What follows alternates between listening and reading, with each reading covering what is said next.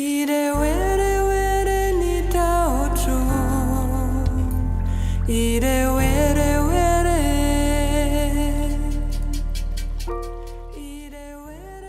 and welcome to Conversations with Mother Earth, brought to you by Grounded Press. My name is Dana Petrovic, and each week my guests and I explore one aspect of Mother Earth and the gifts that she gives us. We also discuss why these gifts are so precious and why we should value them. We got you curious? Good. We love curiosity. Let's start. My guest today is a fellow European. His name is Dr. Wojciech Grajkowski, and he's from Warsaw, Poland. Wojciech and I have not met before this interview, but thankfully, I discovered him online because of his extraordinary work. He has a master's in biology, a PhD in biochemistry, and presently works as a game developer. But he's perhaps most known for his remarkable illustrated book, Trees, A Rooted History. This interview is very special for me as I'm talking to a fellow children's book author who clearly also loves trees as much as I do. Wojciech, welcome to Conversations with Mother Earth. Hello, thank you for having me. A master's degree in biology, a PhD in biochemistry, a game developer. How did you end up writing such an inspiring book, a children's book, obviously?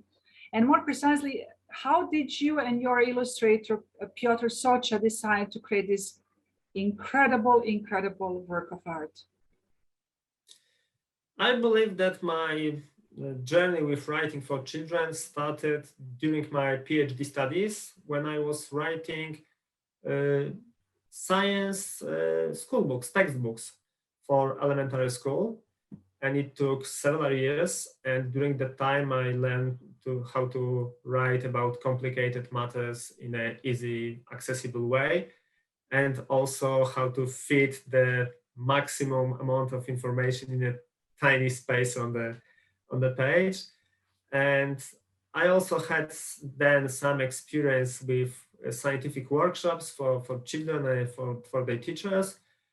And fast forward a few years later, I was approached by an editor from Dwie Siostry publishing house. They were preparing a first book by Piotr Socha, Bees, the Honeyed History. And it was Piotr's idea. It was almost ready then. He had most of the artwork of the illustrations ready, at least as a sketch. He had very good, very precise idea what this book would be about. And they just needed somebody who would do two things. First, verify all the information on the ground of scientific accuracy, and then shape the text, like write it. So officially, I started this working on this book as an editor, not an author. And the book has been published, and it was, I would say, a major hit. I was quite surprised with this level of success. And so we decided we want to do another one. And this time I proposed a subject that was important for me. It was trees, and talked with Piotr about it. And he said he needs some time to think about it. And then like 2 days later, he sent me his photo of him, of his tiny silhouette standing against the giant redwood tree in America. And he said, I'm a dendrophile too, let's do that. So we did. It's beautiful. It's truly beautiful. I really recommend it. And you have so many fans. One reviewer said, and this is a lot what you mentioned earlier, Piotr's work is also so great. This reviewer said, I'm deeply impressed with how this book uses the picture book format to translate the beauty and magnificence of trees in such a way that gives us a new perspective and a new appreciation. The art deftly indulges our eyes and focuses our attention on how incredible trees are. So tell us, Wojciech, why do you feel are trees so incredible? And why should we value them apart from the tiny little detail that they produce our most urgent and life-sustaining necessity, namely oxygen? Yeah, the oxygen part is really interesting thing, because obviously trees do produce vast amounts of oxygen because they are big plants. But something that we tend to remember is that during the tree's life cycle, the net production of oxygen equals zero, because once the trees, I believe that most of the listeners are aware how photosynthesis works, but I just say it for the sake of argument. The photosynthesis works like that the tree or any plant absorbs carbon dioxide from the atmosphere and then splits its molecule and releases oxygen that we breathe into the atmosphere. But then the carbon atoms becomes parts of the sugar that build the tree's body. So yeah, it produces this oxygen, but after it dies, all the dead trees, all the wood, all the dead trees decompose, mostly because of fungi and bacteria. And then all that carbon that constituted the body joins again with the oxygen and becomes carbon dioxide again. So the forest produces constantly the vast amounts of oxygen, but the net production is zero. So to have the real net production of oxygen, we need to bury the dead body of the plant somewhere where there is no oxygen. And this happens mainly in the ocean. So the tiny algae and cyanobacteria in the plankton, they produce more oxygen than all the land plants taken together. It's the most important source of oxygen. And then they fall down onto the seafloor when there's not enough oxygen for them to decompose. And during the million of years, they create a layer of sediments that ultimately became oil or gas. Similar process occurs also on land, on marshes, peat bogs. When the dead matter accumulates, also without oxygen, mostly the peat moss, and then it became coal. So the oxygen we breathe, we've got in the air now, is we should be thankful for the plants that during the million years of hard work, they deposited the carbon that now is fossil fuels for us, and the oxygen, this 21% of oxygen in the atmosphere, it's thanks to them.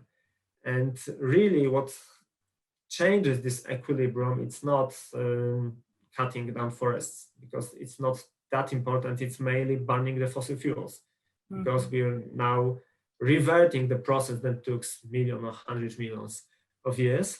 But of course, decreasing level of oxygen is very low. We shouldn't be worried about it as much as we know increased level of carbon dioxide, because before we can even feel the difference in the oxygen level, we will, and we already are experiencing the vast overproduction of greenhouse gases, and we all know the result. But also to answer the second part of your question, what I find trees, why I find trees so fascinating and important, is mainly because they create their own environment. It's something like most of organisms live within an environment, but trees do create forests. That's an incredible thing, and I cannot think about trees without thinking about forest. Its microclimate, its importance for like preventing soil erosion and mitigating like floods and droughts, water storage, and most importantly, home for so many species of animals and other plants. Forests are the most abundant, most diverse, most rich environments on our planet, and the tropical rainforest got the highest number of different species living in them. So the trees are not just a part of ecosystem; they're a creator of ecosystem. That's the most magnificent. Exactly. They also attract parasites like you spoke about tropical rainforest. They attract parasites like orchids, or don't they? Who then live because of the trees. Yeah, and all the mosses and lichens and exactly. They're home to any kind of creatures. Yeah, and there is a beautiful, I think it's a Chinese expression from one acorn can, something like going like that, one acorn can create a whole oak forest. So this is what you mentioned. It's one seed can create a forest because the forest procreates. Yes. Forest will grow if there is one tree. It's true. It's a very good point. How is it? Yeah. Yeah, truly still after all these years, I'm stunned and I can't believe when I'm looking at the acorn to feel that it got the potential to become an oak tree. Like that's really cool. Yeah, it's true. We have oak trees in Croatia and we simply love them. They're so beautiful. Just the form of them and of course the shade and the mightiness, the magnificence of these old trees is just so stunning. Definitely my favorite tree. Yeah. Also, oak trees, great for climbing. I don't know any other tree with so convenient for climbing like the oak trees. Really, I love walnuts. I love walnuts a lot, and linden trees as well, and bay leaves and figs. Fig trees are also some of my favorites. They are. Never met. Except for in greenhouses. Yeah, they're incredible. They grow in under hard conditions, but they simply grow and have delicious fruit. I love them a lot. But how is it with when we look at the forest? How does the forest regulate rain cycle? It's mainly because all kind of vegetation does it. It's like forest is the most like abundant and dense. If we think about, it's good to compare it with a field, like what we did in most parts of land, definitely Poland. We cut down the forests and we did irrigate. Is that the proper English word for digging ditches? Yeah, I believe so. So we removed the natural ability of the land to store the excess of water and store it for a time without rainfall, and also to keep it from overflooding. Now what we experience is the rainfalls, heavy rainfall. It all just pour from the ground into the ditches, down to the rivers. That's the flood, of course, because the rivers cannot accommodate that much of water. And then when it stops, when there's no rain for an extended period of time, there is no reserves, because there are not really, this lettuce and this carrot cannot store that much water as the forest can, and especially as marshes can, because marshes are are perceived as not that useful terrain for people. We cannot use marshes. They're just are mosquitoes farm. So people all over the world put lots of effort to get rid of marshes, but they are the most effective way to accumulate the water, rainfall water, and release it slowly during that time. Yes, yeah, we saw that. I mean, we saw the sad consequences of that a few weeks ago in Europe, or here, or in China, or in other parts of the world. Exactly that when the river cannot absorb, we humans suffer. And there are helpers who could help us if we understood how we are part of this bigger picture, how we should use that help. Yeah, the other thing with the floods is the regulating of the rivers. Like it's a natural thing for the rivers in the spring to flood the terrain. And I was really surprised how many animals are adapted to it. Like I said, I was writing textbooks and I learned about a species of dragonfly that lay eggs on the land. Dragonfly's larvae live underwater, but it lays eggs on the land. Actually, it flies like a little helicopter and drops them from the air on the meadow because it knows that in a week or two they will be flooded. Same way, many fishes just lay their eggs on the flooded meadows because the water is very shallow and very warm.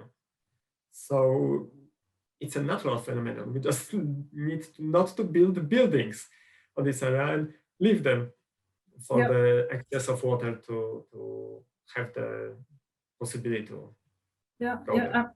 I mean, it's kind of sad that we humans don't understand that rhythm of the river, and the dragonfly does. Yes, the dragonfly, I think that the big difference is that the dragonfly cannot shape its environment, but we do can. We do it from the very beginning. That's how we became us. That's our most significant characteristic trait, and we do use it, and we will. All we can do and should do is to do this responsible. Yeah, it's very difficult. Taking responsibility with great power comes great responsibility. We've got the great power. We need to take the responsibility. It's hard. It's difficult. I completely agree. Yeah, we have to take a responsibility on so many levels. That's true. But back to the trees, you mentioned earlier the ecosystem. Tell us more about the ecosystem that we don't see, the ecosystem below the surface, and how trees actually communicate with each other. That's a really interesting issue, and we don't know much about it. It's a recent discovery that binds together bits of knowledge from different areas of science, of biology. But in a nutshell, we know from a very long time that there's something called mycorrhizae, if I pronounce it properly in English. It's always difficult for me to pronounce Latin terms in English because it's Latin, it's a dead language, and Polish pronounce it differently, and British and Americans differently, and Germans. So I believe mycorrhizae is the proper pronunciation, and it's a symbiotic relationship between fungi living in the soil and the trees, more precise, their roots. To simplify it, the filaments of the fungi just plug into the roots of the trees and create the gigantic network, branched, dense network in the forest underground.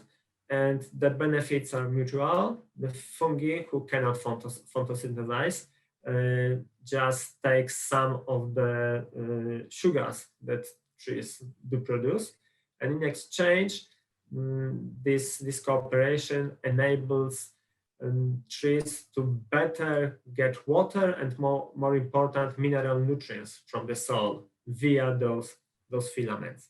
And we know this from a very long time. But relatively new thing is that the fungi, there's not such a thing like underground like a single fungus. It's always a gigantic network joined together. We cannot say when one fungus starts and the other, they're just one big net. And since the trees in the forest and other plants, but mostly trees, are plugged into it, they do have physical and chemical communication with each other. And now we really start to think what it means. Because trees communicate in a very different way than animals do. I don't mean like mechanically different, but the whole idea is different. Because we've got nervous system. We communicate. We're not even thinking about the way we communicate with different parts of our body. I want to move a hand, I just do it. That's my neurons that take care of it. But trees do not have neural cells or nervous system, so it's a pretty different thing to communicate with from one part of the tree to another. And they do this with the phytohormones. They've got hormones just like we do, which flow not with the blood, but with the sap or just on the fluids. And some of them are released like gases, for example, ethylene, that just travels in there. It's a hormone that causes fruit ripening. And we use it also. It's some mixes of gases called banana mix. And when we transport by sea the green bananas, then we close them in the great containers and add some ethylene to make them ripen. So the same chemicals that the trees use to communicate with themselves are traveled through this network or fungus filaments and come with contact with other trees. And we, at this point, really cannot say if this is a byproduct of communicating with itself, or do they really benefit from it? There are very, very few research in it. I know one example, but to tell the truth, I read it in a pop science article. Like, I didn't research the actual experiment or observation in a scientific journal, but it was about herbivores. I think it was elephants and acacia on African savanna. When the herbivores start to eat one of the leaves of one of the trees, the tree emits, I think it was gases, like some substances in the air, not in the ground, that are activate some kind of response in other trees. Like, I believe it was producing tannins, the bitter and harmful chemicals that make the leaves deterring the herbivores. But still, also there's a question of how do trees can benefit from the communication. They really are very slow in reacting to changes in environment. It's not like, oh, there's a herbivore, so I just pull my roots from the ground and run away. No, there's no that big benefit from communicating with each other. So I believe that's why there wasn't such a big evolutionary pressure to develop the ways of communicate. But it's definitely something we know very little about, and it's an interesting subject and we should investigate. And as far as I know, we do. Yeah. But it's an important part of survival, and it's all about, nature is about survival and existing and so on. So it's fascinating to see or to know about this huge network, as you said, this gigantic network below the surface that we are not aware of, but that helps trees help each other. Yes, because it's not only the communication, but also, as I said, the sugary solution travels through it. So it's possible for a young or a weak tree to just feed on other stronger trees. Yeah, exactly. Yeah, let us move above the ground, because there is another element another huge benefit, in my opinion. I would like to hear your opinion on this, of trees. Lately, there have been photos circulating the internet where we see cities. We see two streets in a city. One is without trees and, of course, suffers high temperatures, especially in the summer months. And in contrast, the next picture is a street with trees with a much lower temperature, because of trees' ability to create a cooling shadow. From a personal perspective, of course, we enjoy this benefit at our home in Croatia, where summertime temperatures are high. There's no doubt about that. And trees clearly provide us with this protective canopy, and we spend the whole summer outside, simply sitting under this protective walnut, in our particular case, walnut canopy. What do you think is required, Wojciech, that we get more trees back into our lives, into our cities? And what kind of trees? Fruit trees, oaks? What would you suggest?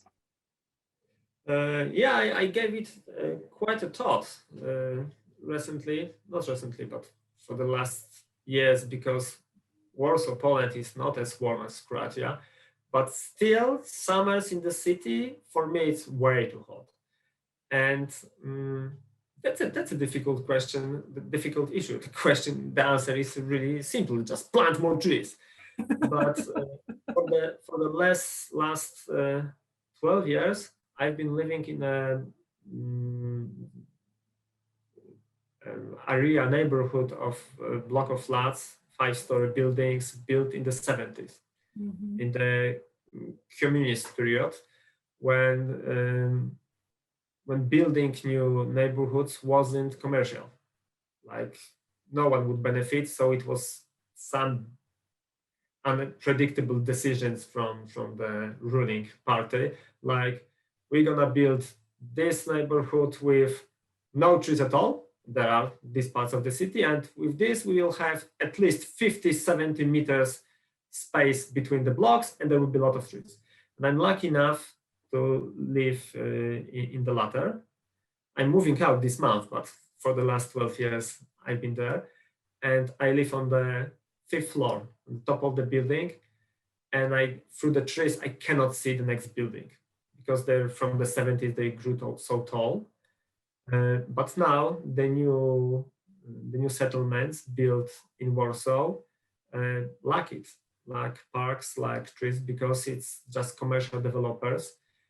And I believe that's like in all developing growing cities all over the world, there's the housing problem. Yeah. Like the land is really expensive, and the people are really desperate to get at least a tiny flat. So no developer will buy uh, expensive land. And okay, on the half we're gonna build houses, and on the other half we plant trees. No, they're gonna just make houses all over it. So I believe that the free market wouldn't do the job. I think we need regulations from authorities, like it's mandatory, like 20-30% of the area planted trees. And since you ask what kind of trees to plant, um, I think the best are the ones that are not uh, the ones that are long lasting. They're not fragile. Like we've got lots of poplar trees in Warsaw because they grow, especially the black poplar of the Italian variety, columnata way. They're very tall and narrow. They're pretty decorative, but once they reach 50 or 60 years of age, they just fall down. And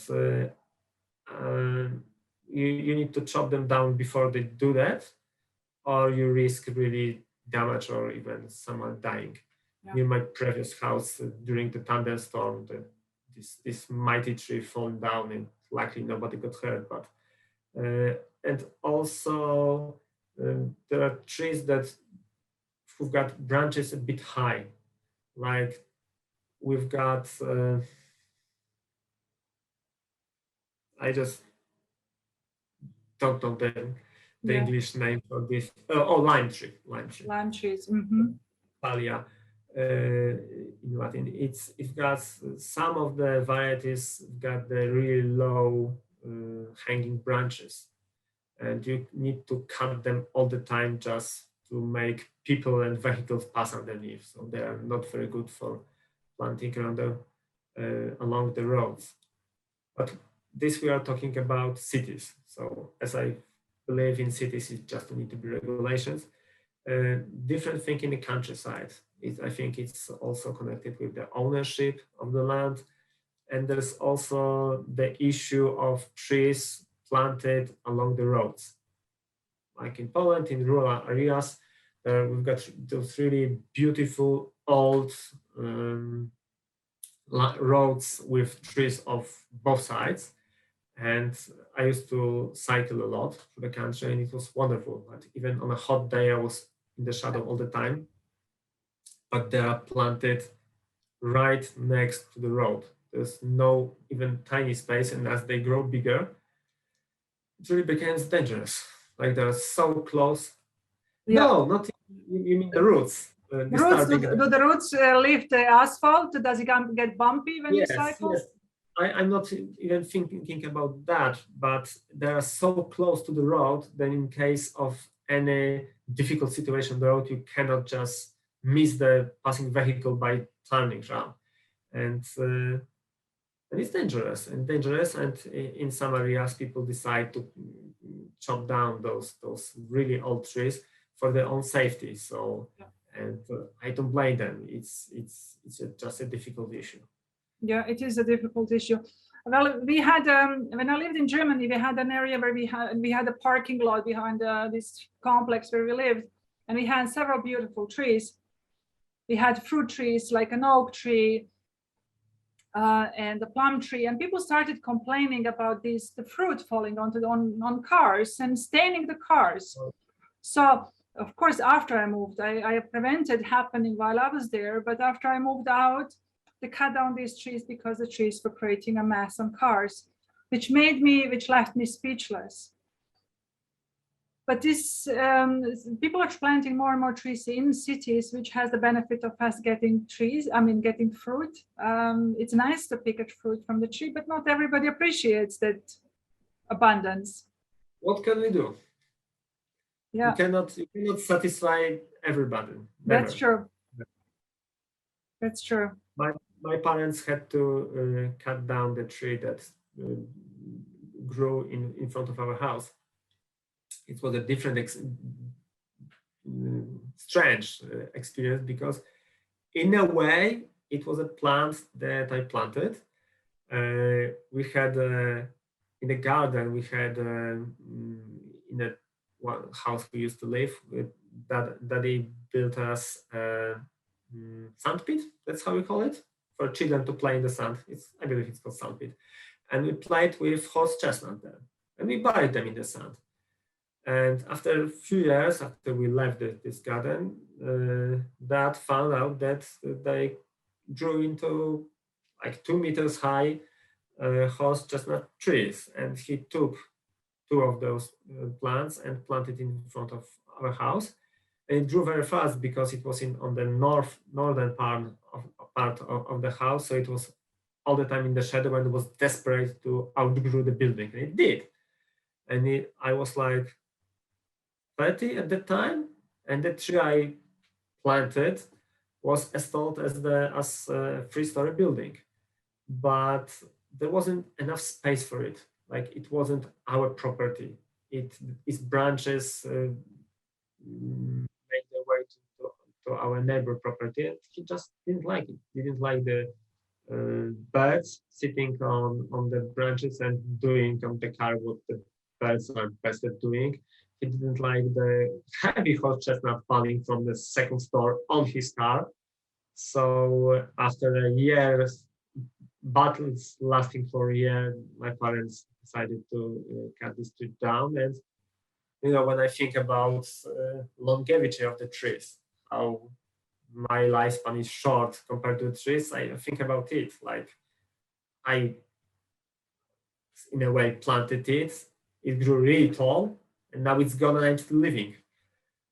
Same way, I was shocked when I learned that the average age of a tree in Polish forest, it's like 5 or 6 years more than average age of a person in Poland.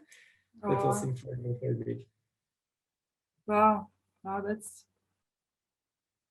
an interesting statistic, isn't it? Yes, indeed. And speaking of age, you address this also in your book. When we look ahead, there is also a lot of knowledge around us for us to sustain us in this world. We don't need always to invent or to invent everything ourselves. We can look at some of this. And ancient civilizations, for example, had a different relationship with trees. And how can we learn from these, quote, uncivilized, unquote, people regarding trees? And how can we best understand this as the humans, that we are part of this larger system? This is what we mentioned earlier. because I mean, ancient civilizations, this is what you addressed, what you talk about in the book. We rely on wood. Our wooden furniture was a tree before, but how can we, despite our dependence on wood, how can we learn about this relationship that the older civilizations had with trees? And what we need to remember and be aware of is that they relied on forest much more than we do. Because I believe when you say ancient civilization, you mean hunters-gatherers. Because ancient Romans cut the vast amounts of forests like right away. Yes, like in I know. Mediterranean region, when we've got a shrub and bushes, it was oak forest all along, and since the ancient Roman times, there are no more. So hunters and gatherers depended on the forest. Like they needed forest to survive. It was the source for the food, and because they didn't plant the trees, they haven't fields, and even if they had domesticated animals, they didn't use pastures, but the woodland was a pasture. Like they had pigs, and the pigs, they didn't feed them corn, no corn in Europe then. They just fed like the wild boars on acorns. So the forest was feeding them, and they needed to respect it and needed to preserve it, and also had no interest in destroying it. Yes. Like, why do they? And since the Neolithic Revolution, we started to create fields. We needed arable land. And then the land beneath the forest became more valuable for us than the forest itself.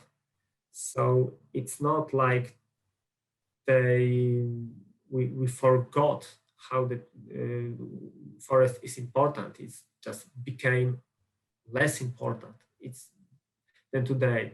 Today, we do appreciate forest, at least part of us.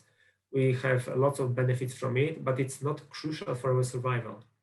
If all the forest disappeared from Poland, it would be sad, but it wouldn't be a catastrophe. If all the fields disappeared from Poland, we'll be dying of hunger. There'll be other problems, correct, because of that, yeah, but you're right, yeah. But because, like what I'm trying to say, today, forests are important, but are not the most important part of the landscape. Fields became more important. So in this situation, preventing forests needs a different approach that it was like those 10,000 years ago. It's not like we really can very much benefit from the attitude of people then, because the world really changed.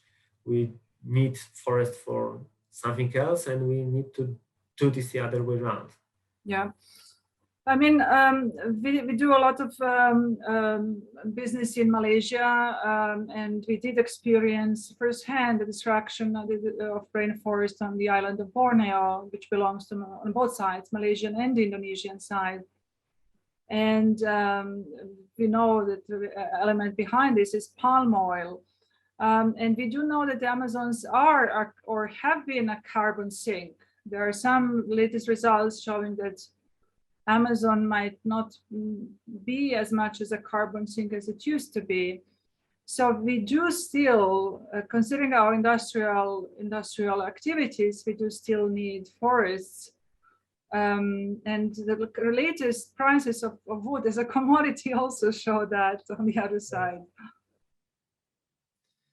But what I believe we need to do, first thing we need to do to protect all the natural habitats, like not only forests, is first one of these things is easy to say, control the big companies. Yeah. Like control the capitalism, but it's quite obvious. But the other thing we tend to forget, we need to start with meeting the basic needs of the poorest people, especially in developing countries.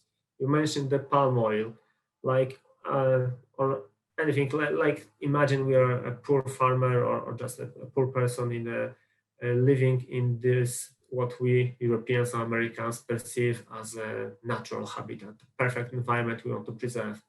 And I'm sure they connect to the forest, they enjoy the forest, they may even love forest, but as the forest no longer feed them, they just need to get money to put the food on the table, to educate their children, to ensure them brighter future. And they will just, if there's a way to sell wood, they will sell wood. If the only possibility is to have arable land, they will cut down the forest. If the European company will come to this country and say, okay, here's the copper ore, we're gonna build the copper mine, you may work in it, they will do that. Yeah. And until those basic needs of those people aren't met, it looks like we, the rich people of Northern Hemisphere, come in on our vacation in our jets and say, oh, you destroyed my forest. I just wanted to have a nice holiday here. No, then we need to do something so they can, once their basic needs are met, they will have space and capacity to have the spare time to enjoy it in the forest. And one of the most popular ways is to rely on the tourist industry, which greatly suffered during the pandemics, but it's a great way to create jobs for those people while preventing the wildlife. And I believe that's the way to go. But we Yes. cannot neglect the people living there. They own the land. Yeah, this is an issue, a social issue, well beyond this.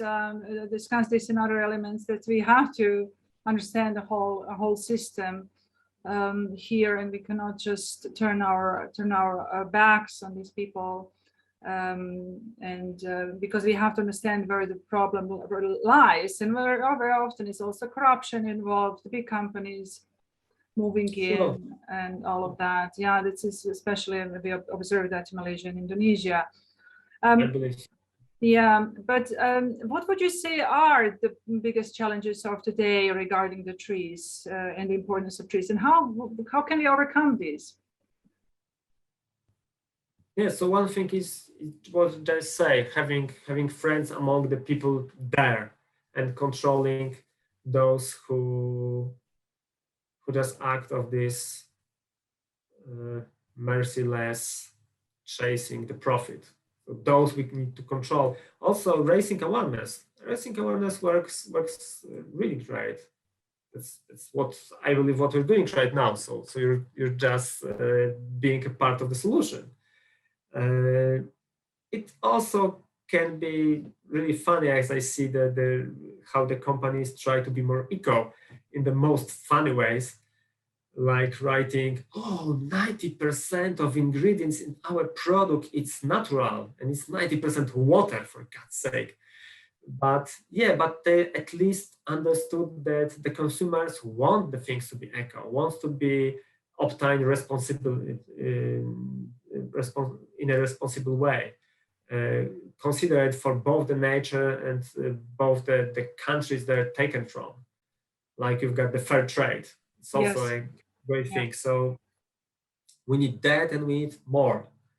And the second thing is the quality of the forest. It's not like we cannot just say, oh, like 30% of Poland is forest, it's a lot, but there are really very few primal forests, like natural forests, old forests. Most of them, they are basically wood farms, which is okay, still better than no forest, but it's just pines all along.